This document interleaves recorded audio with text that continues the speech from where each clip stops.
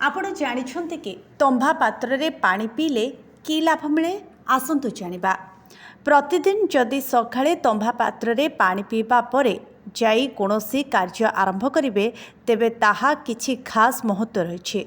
आज्ञा हाँ, भारतीय परंपरा अनुसार तंभा पत्र रे पानी पिया जाई थाए, जार बहुत किछि फायदा रही है। वर्तमान एक कथार सत्यता थिबा मेडिकल रिपोर्ट प्रकाश पाई। तेबे आम पूर्वज मानक द्वारा ग्रहण करा जायतिबा उपाय गुड़िक आमे पछरे पकाई आगको बढ़िबा लागिछे, जहाँ संपूर्ण भावे भूल। जदि आमे पुणी थरे सही सबु उपाय गुड़िक ग्रहण करिबा तेबे आम शरीर रे कोनोसी प्रकार रोग प्रवेश करि पारिबो नाही एवं शरीर को विभिन्न प्रकार उपकार मिलिबो। एहिपरि एक उपाय होछि तंभा पात्र रे राति रे पानी रखी से पानी को सकाळे पीबा।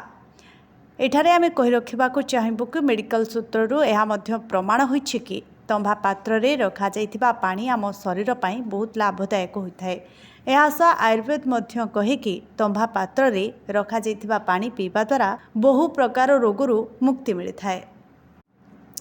तंभा पात्र रे पानी पीबा द्वारा थायराइड होई न थाए। तंभारे मौजूद थिबा कपर थायरोक्सिन हॉर्मोन्स को कंट्रोल करथाए, जहा द्वारा थायराइड हेबार भय मध्य न थाए। गंठी दरजरु मध्य लाभ मिलिथाए। तंभारे मौजूद थिबा पानी रे यूरिक एसिड मिलिथाए, जहा गंठी दरज पई रामबाण परि कार्य करिथाए। गैस समस्यारु मुक्ति मिलिथाए।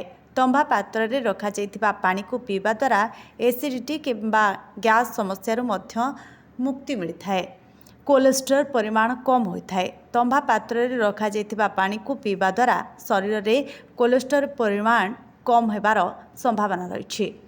रक्तहीनतारु मध्य मुक्ति मिलिथाए। कैंसर बर्तिबा पाई मध्य एहा सहायक होइथाए। या सहित केश झड़िबा मध्य कम होइथाए। तंभा पात्र रे रखा जाइथिबा पानी पीबा द्वारा केश झड़िबा कम होइथाए बोली कहा जाए। ओजन कमिबारे मध्य एहा सहायक हुए। Bureau report, news alert 24x7।